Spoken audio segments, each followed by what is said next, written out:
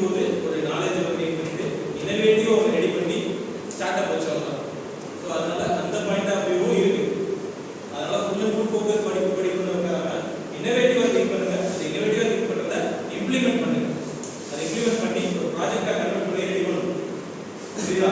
இதெல்லாம் பண்றதுக்கு தான் வந்து நம்ம இன்ஸ்டிடியூட் ஆஃப் இன்னோவேட்டிவ் கவுன்சில் அப்படின்னு ஒன்று இருக்கு.